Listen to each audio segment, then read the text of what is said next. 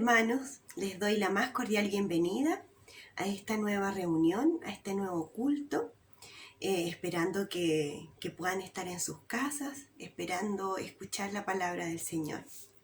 Vamos a comenzar en esta reunión con una oración pidiéndole al Señor. Señor Jesús, te damos gracias porque tú nos permites reunirnos de alguna forma, Señor, en estos tiempos. También te pedimos, Padre, que tú te hagas presente en este momento, entregándonos palabras de parte tuya, Señor, que utilices a tu siervo, que las alabanzas también sean de bendición, Señor, para nuestros hermanos. También te quiero pedir, Padre, que nos libres de cualquier cosa, Señor, que pueda estar evitando que nos podamos acercar a ti o concentrarnos, Señor, en este momento que es importante, Padre, en el cual recibimos de parte tuya alimento espiritual, Señor. Gracias, Padre, porque contamos contigo y te pedimos que te quedes en esta reunión y que te puedas hacer presente, Señor. Habla en nuestras vidas. Gracias porque tú siempre estás escuchándonos, Señor, en cada uno de nuestros hogares en este momento. En el nombre del Señor Jesús. Amén. Quiero compartir con ustedes un trozo de la palabra del Señor. Yo le decía, Señor, ¿qué quieres decirnos? Y encontré este salmo, el Salmo 77, que dice así: Con mi voz clamé a Dios clamé y Él me escuchará. Al Señor busqué en el día de mi angustia. Alzaba a Él mis manos de noche sin descanso, mi alma rehusaba consuelo. Me acordaba de Dios y me conmovía. Me quejaba y desmayaba mi espíritu. No me dejabas pegar los ojos. Estaba yo quebrantado y no hablaba. Consideraba los días desde el principio, los años de los siglos. Me acordaba de mis cánticos de noche, meditaba en mi corazón, y mi espíritu inquiría: ¿desechará el Señor para siempre y no volverá más a hacernos propicio? ¿Ha cesado para siempre su misericordia? ¿Se ha acabado perpetuamente su promesa? ¿Ha olvidado Dios el tener misericordia? ¿Ha encerrado con ira sus piedades? Dije, enfermedad mía es esta. Traeré pues a la memoria los años de la diestra del Altísimo. Me acordaré de las obras de Dios. Sí, haré yo memoria de tus maravillas antiguas. Meditaré en todas tus obras y hablaré de tus hechos. Oh Dios santo es tu camino. ¿Qué Dios es grande como nuestro Dios? Tú eres el Dios que hace maravillas. Hiciste notorio en los pueblos tu poder. Con tu brazo redimiste a tu pueblo, a los hijos de Jacob y de José. Te vieron las aguas, oh Dios, las aguas te vieron y temieron. Los abismos también se estremecieron. Las nubes echaron inundaciones de aguas, tronaron los cielos y discurrieron tus rayos. La voz de tu trueno estaba en el torbellino, tus relámpagos alumbraron el mundo. Se estremeció y tembló la tierra. En el mar fue tu camino, y tus sendas en las muchas aguas, y tus pisadas no fueron conocidas. Condujiste a tu pueblo como ovejas por mano de Moisés y de Aarón. Gracias por su palabra, porque nos reconforta nuestro espíritu. Y bueno, ahora los quiero invitar a alabar el nombre de nuestro Dios cantando algunas alabanzas. Y luego vamos a escuchar la prédica de nuestro pastor.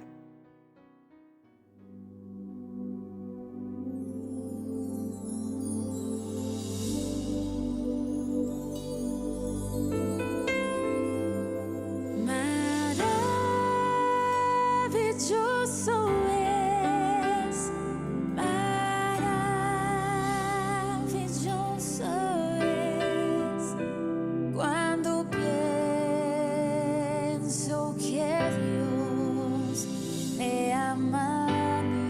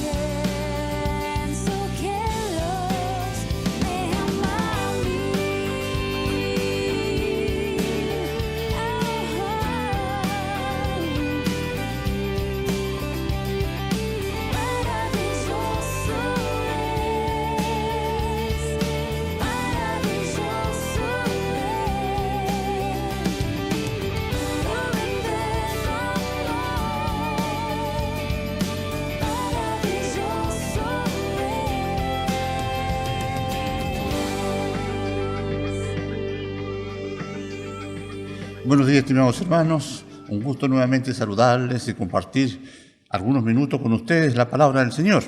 Eso nos tiene en contacto en esta mañana, saber y escuchar qué palabra de Dios hay para nosotros hoy día y si esta es pertinente, si esta también tiene alguna condición para nosotros como pueblo. Quiero invitarles a buscar allí en el libro de Samuel, primeramente, en el capítulo 8, dice así: aconteció que habiendo Samuel envejecido, puso a sus hijos por jueces sobre Israel, y el nombre de sus hijos primogénito fue Joel, y el nombre del segundo Abías, y eran jueces en Beerseba. Pero no anduvieron los hijos por los caminos de su padre, antes se volvieron tras la avaricia, dejándose sobornar y pervirtiendo el derecho. Entonces todos los ancianos de Israel se juntaron y vinieron a Ramá para ver a Samuel. Y le dijeron: he aquí tú has envejecido, y tus hijos no andan en tus caminos. Por tanto, constrúyenos ahora un rey que nos juzgue, como tienen todas las naciones. En base a esta palabra vamos a meditar con la ayuda del Señor en esta mañana y pido que oremos primeramente y reconozcamos que necesitamos del Señor su dirección, que Él abra nuestro entendimiento y que haya una palabra que podamos apropiar en nuestra vida. Amado Dios, gracias por tu gran amor hacia nosotros, porque en este día nos permite estar juntos a través de la palabra y meditar con tu ayuda. Sabiendo, Señor, que no estamos desamparados, no estamos solos, el Espíritu Santo está con nosotros, es el único que nos puede ayudar a entender y que esta palabra sea aplicada a nuestra vida. Amado Dios, gracias por tener tu palabra con nosotros y por tener tu Santo Espíritu en medio nuestro. Queremos que tú seas honrado en todo lo que digamos, pero también podamos ser bendecidos nosotros a través de tu palabra. En el nombre de Jesús. Amén. Amén. La verdad que pareciera que como seres humanos necesitamos tener a alguien sobre nosotros que nos respalde, que nos proteja, que vele por nosotros. Por eso es que la Biblia usa mucho el término campesino, ¿no? De que la iglesia o el pueblo de Dios somos como ovejas. Y la oveja necesita del pastor que le guíe buenos pastos, que le cuide, que le proteja. Así nos consideramos nosotros como vulnerables, como necesitados de alguien que sea superior. Y qué mejor que un rey, pero un rey como nuestro Dios, que no tan solo es rey, sino es nuestro Padre Celestial. En este pasaje tenemos aquí que hay un reclamo de parte del pueblo de Dios. Y ellos se juntaron y dijeron: vámonos de Samuel para que él nos constituya un rey. Porque él está viejo, sus hijos no lo están haciendo bien, se han ido a Beerseba y allá han andado por los caminos equivocados. Y también nosotros queremos ser como las demás naciones. Encontramos aquí en este pedido algo totalmente incorrecto que no agradó primeramente a Samuel y por supuesto a Dios tampoco. Dice la Biblia, en el mismo capítulo 8 de Samuel, en verso 7 dice: oye la voz del pueblo en todo lo que digan, porque no te han desechado a ti, sino que a mí me han desechado, para que no reine sobre ellos. El pueblo, como vemos aquí, está necesitando, según ellos, un rey. Y estaban desechando a Samuel y a sus hijos, pero aquí el Señor le dice: mire, no te preocupes, Samuel, no te desechan a ti, me desechan a mí, no te dejan ellos gobernar, no me están reconociendo como el rey. ¿Verdad que nosotros necesitamos, los seres humanos, a veces estar viendo las cosas, pero no nos damos cuenta que Dios está presente en todo tiempo? Nosotros como iglesia, como hijos de Dios, sabemos que Él está en todo lugar y que nos escapamos de sus miradas y de sus misericordias, sus bondades, y que todo lo que está en la palabra de Dios en beneficio de su pueblo lo podemos tomar como promesa de Él y aferrarnos a ello, y ellas se cumplen en la vida nuestra. Pero acá vemos algunas situaciones que yo quiero hacer mención. Primero, danos un rey como las demás naciones. Siempre el pueblo de Dios es el pueblo santo apartado, distinto a las demás naciones. Y eso nos está enseñando la Biblia de principio a fin, que Dios ha apartado un pueblo para sí, un pueblo especial, no como las demás naciones. Pero aquí vemos que ya hay una motivación, una inclinación hacia el mundo, hacia lo incorrecto. Y por eso ellos buscan como una excusa para que Samuel le pueda dar un rey. Pero yo quiero invitarles también que podamos ver acá lo que dice en el libro de Jueces, en el capítulo 17, y verso 6, y también al final, el capítulo 21, verso 25, dice lo mismo. En aquel día no había rey en Israel. Cada uno hacía lo que bien le parecía. Cuando se desconoce la autoridad de Dios, ¿verdad? Hacemos lo que bien nos parece. Por eso que aquí el Señor no estaba agradado de ellos y finalmente le dice a Samuel, bueno, hagámosle el gusto. Porque no te han desechado a ti, me han desechado a mí. Haz lo que ellos están pidiendo, dales un rey, dales un rey. Ellos veían sin duda los pueblos vecinos que la gente vivía bajo su criterio, sus pensamientos, y no tenía un rey quizás que le pudiera exigir mucho. Porque siempre el ser humano quiere eludir, someterse, ¿cierto? Especialmente a la palabra de Dios. Entonces sean un rey como las demás naciones, parecerse a ellos. Estaban rechazando, como ya vimos, a Dios mismo, ¿no? Pero el Señor le dice, haz lo que ellos piden, pero cuéntales o dale a conocer esta advertencia. Y en el capítulo 8, verso 11 dice, dijo pues, así hará el rey que reinará sobre vosotros. Tomará vuestros hijos y lo pondrá en sus carros y en su gente de a caballo para que corran delante de su carro. Y después hay una lista más, tomarás también a vuestras hijas. Después al final dice, y clamaréis aquel día cuando estés mal a causa de vuestro rey, que os habréis elegido, mas Jehová no os responderá en aquel día. Entonces nosotros podemos entender aquí, en base a este contexto bíblico, que el rey que ellos pedían no era el rey conforme a la voluntad de Dios. No estaba mal que hubiera un rey. Pero ese rey debía ser elegido por Jehová. Deuteronomio 17 y 18, aquí en las ordenanzas dice que el rey para su pueblo debía elegirlo Jehová, no el pueblo. O sea, en otras palabras, la democracia aquí no va consigo, ¿no? Dios soberano, Él podía elegir el rey, pero ya le hizo el gusto al pueblo. Eligieron a Saúl, nosotros sabemos que era un hombre de lo más alto, hermoso y todo, y dijeron, este va a ser nuestro rey. Dios permitió eso, pero también vemos que fue el fracaso más grande para el pueblo de Israel, ¿verdad? Porque el hombre elige humanamente. A diferencia, después Dios elige a David, según, cierto, el corazón de Dios, y fue ungido por Samuel, después de 42 años más o menos, el reinado de Saúl. Por eso que aquí también la excusa primeramente que leíamos, ya estás viejo Samuel, entonces, pero Samuel tuvo que estar todo ese tiempo del ministerio de Saúl y después fue a ungir al hijo de Isaí, David. Ahí fue ungido, o Dios eligió a David para ser rey de Israel. Entonces cuando el hombre elige su persona, no podemos asegurar el éxito, sino solamente el fracaso. El pueblo quería ser como las demás naciones. Y en el Nuevo Testamento tenemos enseñanza explícita, clara, potente, de que nosotros somos distintos al mundo. Por eso que en el libro allí de Primera de Juan, tenemos algunos pasajes como en el 2, versos 5 y 16, que no debemos amar al mundo ni las cosas del mundo, porque el que ama al mundo no puede amar a Dios. Entonces, más claro, más preciso, más elocuente no puede ser la palabra de Dios, que quiere que nosotros seamos un pueblo distinto, un pueblo que no dependamos de la filosofía y de la sabiduría de este mundo.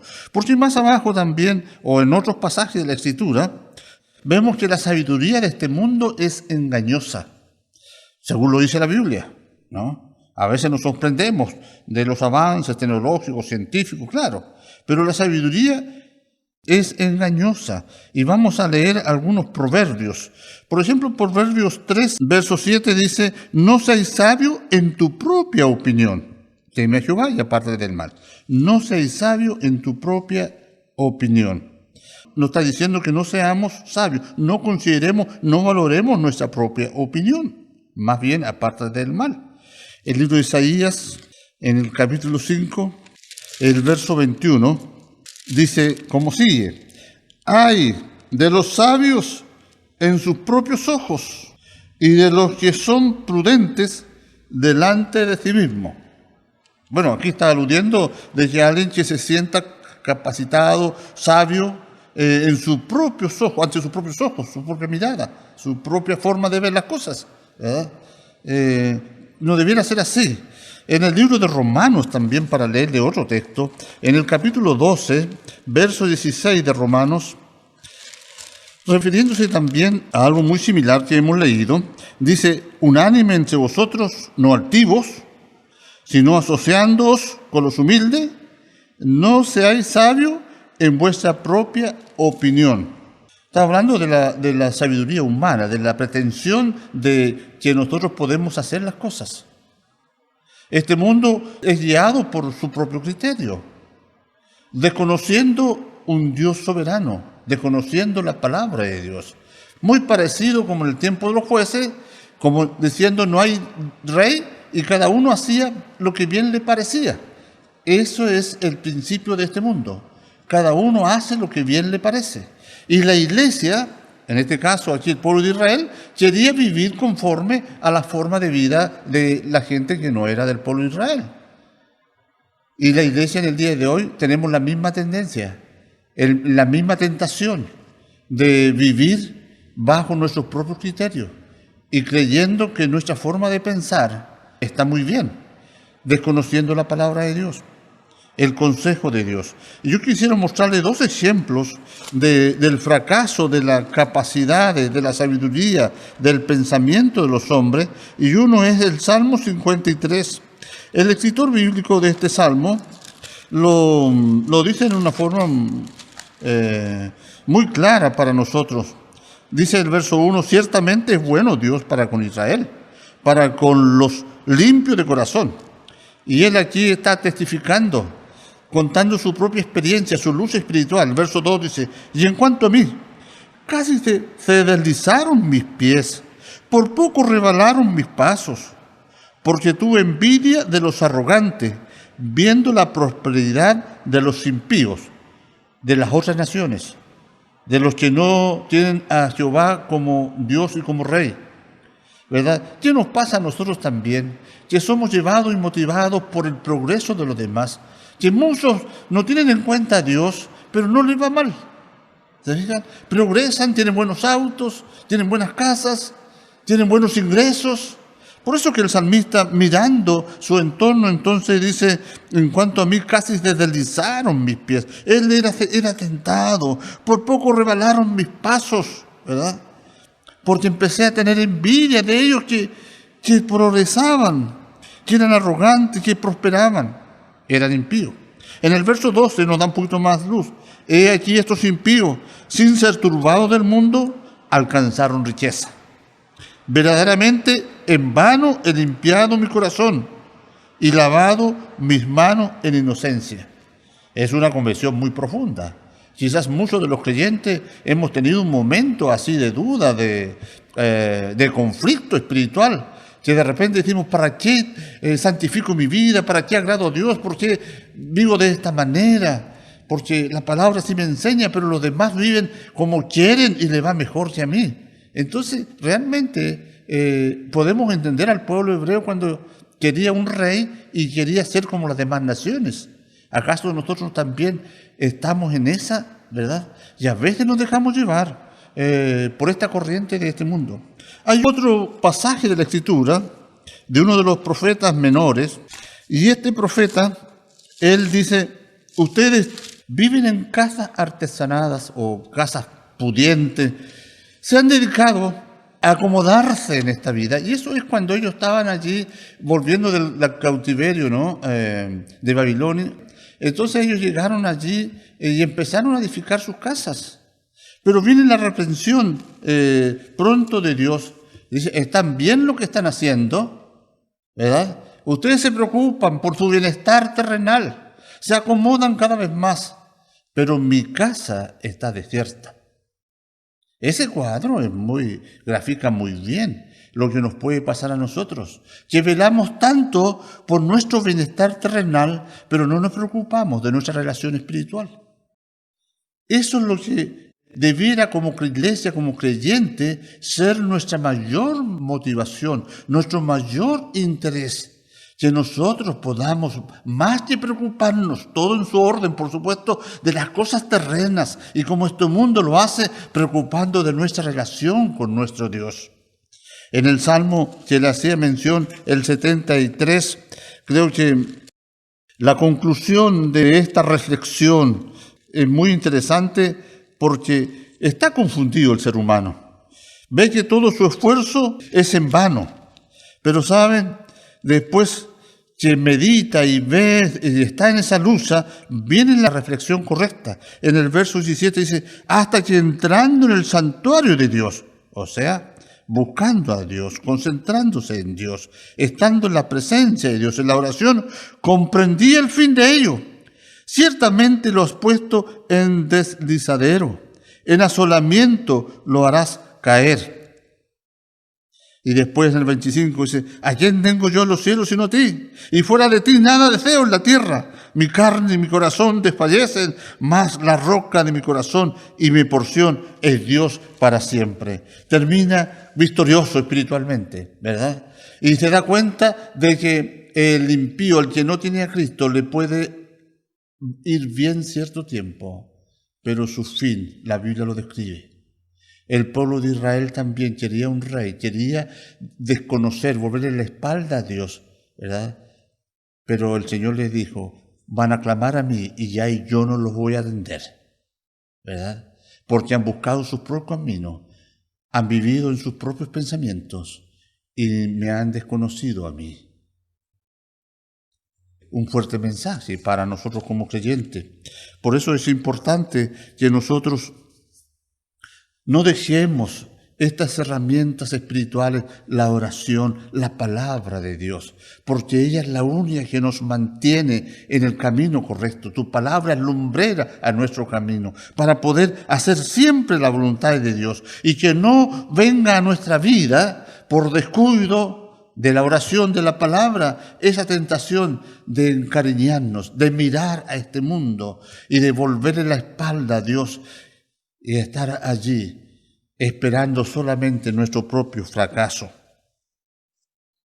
Ser cristiano es aceptar el señorío de Cristo en nuestra vida. No es suficiente servir de labios. La fe genuina siempre mostrará, producirá buenos frutos. Y el árbol se conoce por los frutos, ¿no? Algunos textos del Nuevo Testamento para reflexión, para consejo de nuestra vida. El libro de Lucas, si usted lo tiene ahí en su casita, o lo puede mirar en la pantalla, dice el verso 46. ¿Por qué me llama o me llamáis Señor, Señor, y no hacéis lo que yo digo? Muchos podemos decir, soy cristiano, el Señor lo andamos nombrando permanentemente, pero no nos preocupamos si estamos haciendo su voluntad o no. Y el Señor conoce los corazones, tanto en el tiempo pasado como ahora, y Él dice, ¿para qué me dicen Señor? ¿Para qué me adoran? Dice, Señor, a gloria sea para ti, bendito seas, Señor. Si no estamos atentos a lo que Él dice y podamos realizarlo. Debemos estar dispuestos a sincerarnos siempre ante nuestro Dios y poder responder correctamente, ¿verdad? Cada vez que le digamos Señor, estamos reconociendo el señorío de nuestra vida y podamos decir, Señor, ¿qué quieres que haga? ¿Cuál es mi servicio? ¿Cuál es mi tarea de este día? ¿Verdad? Aquí está mi servicio, mis dones, todo, mis coronas, como dice una canción, la pongo delante de ti. Todo lo que soy, te lo debo a ti. ¿verdad? Dependiendo y creyendo y convencido de que todo lo que somos, lo somos por Él. En Mateo 7:21, algo muy similar dice: no todo el que me dice Señor, Señor, entrará en el reino de los cielos, sino el que hace la voluntad de mi Padre que está en los cielos. El que hace la voluntad de mi Padre que está en los cielos. ¿Cómo podemos nosotros diferenciarnos de las naciones vecinas, según el lenguaje de los hebreos allí? Queremos tener un rey como las demás naciones, ¿verdad? Es cuando podemos hacer la voluntad de Dios, cuando le podemos agradar a Él. No digamos entonces, Señor, soy cristiano, ¿verdad? Soy hijo de Dios, pertenezco a tal iglesia, si no sabemos ni cuál es la voluntad de Dios, ni tenemos ninguna intención de obedecerla, ¿verdad? Y los que la obedecen saben que no es fácil serle fiel al Señor, porque nuestra naturaleza es débil, tenemos lucha, ¿verdad? Pero allí estamos, ¿verdad? Vemos también a veces el progreso de los impíos que no tienen congoja, no se preocupan de nada, ¿verdad? Y pareciera que les va mejor que a nosotros, pero saben, nosotros sabemos el fin de ellos, ¿verdad? Pero también sabemos que si somos fieles a Él, ¿verdad? Si le honramos en esta vida, Él nos ha de considerar. Nosotros conocemos una historia en el Nuevo Testamento, el hijo pródigo. ¿Quién no sabe esta historia? ¿Quién no la ha escuchado? Y él un día dijo: yo quiero irme de la casa de mi padre. Y la historia dice que él pidió inclusive la herencia que no le correspondía aún, ¿verdad? Pero él pidió entonces la herencia y se fue a naciones lejanas. Y vivió a su manera, ¿verdad? Pero Dios permitió allí que eso terminara mal, porque no puede terminar bien. Llega el momento en cuando no hay nada en su vida, un vacío interior, pero se acuerda allí de dónde había nacido, ¿verdad? Dónde había estado mejor. Y él dice que volviendo en sí, reflexiona, volviendo en sí, iré a mi padre, le pediré perdón. Es que muchas veces tenemos que encontrarnos en situaciones tan extremas para decir: Señor, ten misericordia, perdóname, ahora sí te voy a servir. A veces son palabras de momento por la desesperación y hacemos compromiso, y a veces hasta la iglesia venimos y pedimos oración, y después cuando Dios concede, porque Dios es misericordioso y bondadoso, damos media vuelta y nos vamos. En mis años he visto muchos que llegan allí buscando una ayuda de momento, ¿verdad?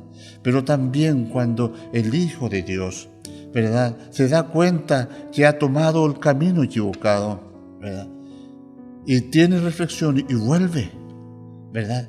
Dice que Dios lo recibe. Al hijo pródigo, Dios no lo fue a buscar, ¿verdad? Esos hijos y esas hijas que andan vagando por ahí, pensando que lo están haciendo bien, en base a su propio pensamiento y criterio, buscando oportunidades, tratando de disfrutar según ellos, entre comillas. Pero Dios no los va a buscar. Allí esperar de que puedan reflexionar y decir: debo volver a mi Padre. Y el Padre, ¿qué hace? Les recibe, les perdona, porque Dios lo que uno que quiere es tenerlo a vuestro abrigo, mostrar su amor de Padre, pero hay que volver arrepentido. Oh, ayúdanos el Señor para que podamos ver personas que están confundidos, que no están dispuestos a someterse al señorío de Cristo, están viviendo a su manera. Vamos a ver pronto también su propio fracaso. En el libro de los Salmos, Salmo 32, dice que cuando esa persona había pecado, no había confesado su pecado, hasta sus huesos se envejecieron. Realmente hubo una consecuencia, inclusive física, por el abandonar la dependencia de Dios. Dios tenga misericordia, pero si confesamos nuestro pecado, Él es fiel y justo para perdonarnos y limpiarnos de toda maldad.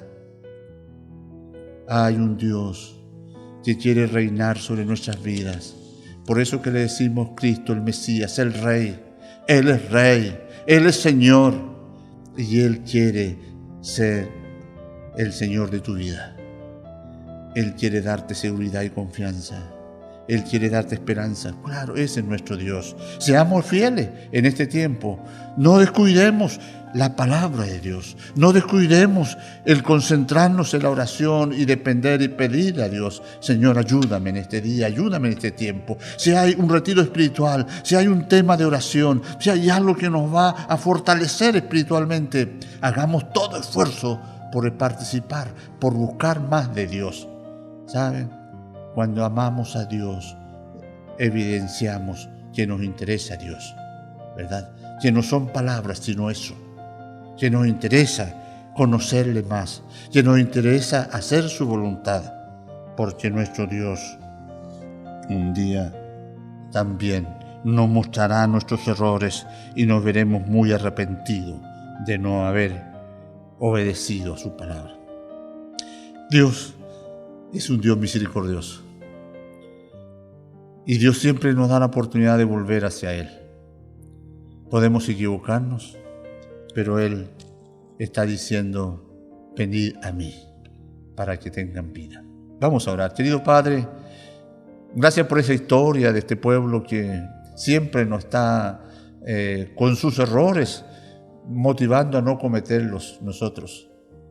Ellos estaban desconociendo al profeta Samuel. Estaban desconociendo al Dios que los había sacado allí de Egipto.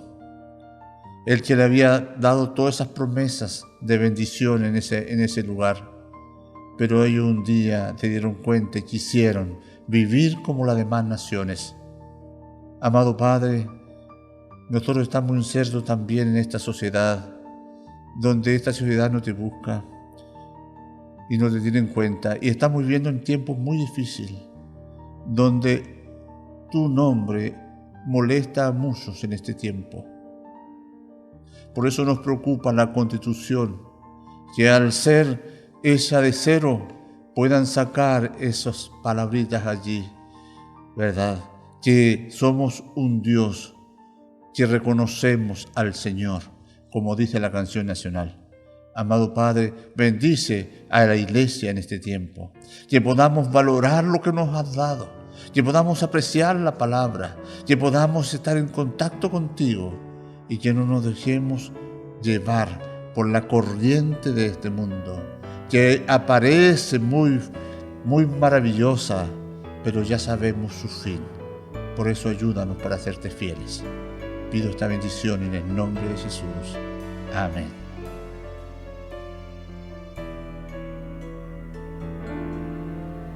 Al estar en la presencia de tu divinidad y al contemplar la hermosura de tu santidad, mi espíritu se alegra en tu majestad. Te adoro a ti, te adoro a ti.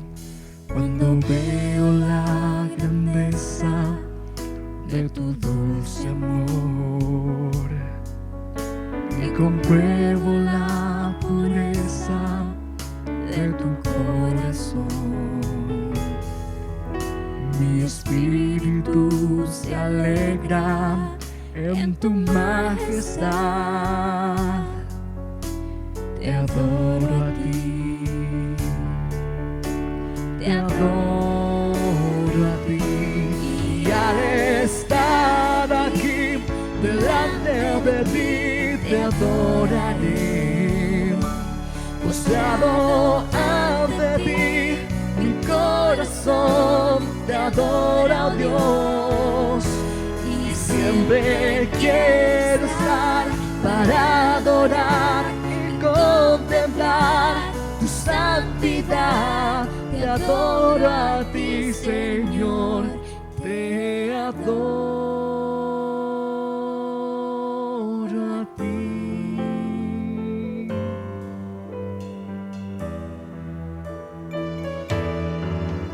Al estar en la presencia de tu divinidad y al contemplar la hermosura de tu santidad. Mi espíritu se alegra en tu majestad. Te adoro a ti, te adoro a ti. Cuando veo la grandeza de tu dulce amor y compruebo la pureza de tu corazón, mi espíritu se alegra en tu majestad. Te adoro a ti, te adoro a ti.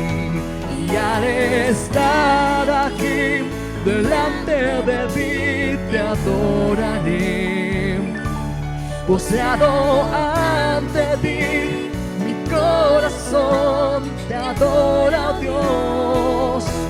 Y siempre quiero estar para adorar y contemplar tu santidad. Te adoro a ti, Señor, te adoro a ti.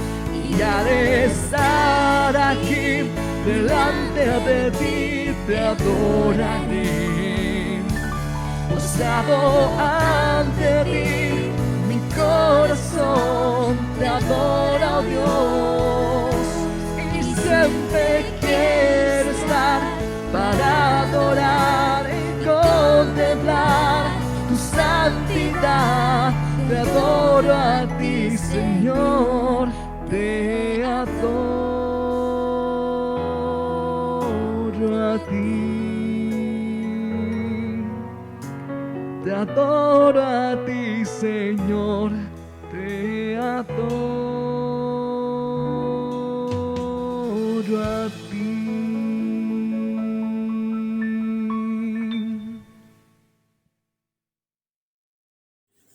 Bueno, luego de haber escuchado la palabra del Señor, todo lo que Dios dijo a nuestro corazón, y también después de haberlo alabado juntos en un espíritu, le quiero dar las gracias a todos los que pudieron participar en este culto y también dejarlos invitados para la próxima reunión que tendremos el domingo. Así que no se olviden de conectarse el próximo domingo también. Esperando que el Señor nos bendiga en esta nueva semana y que nos dé fuerza para continuar y también para seguir buscándolo a Él en forma personal. Que esté muy bien. Bendiciones.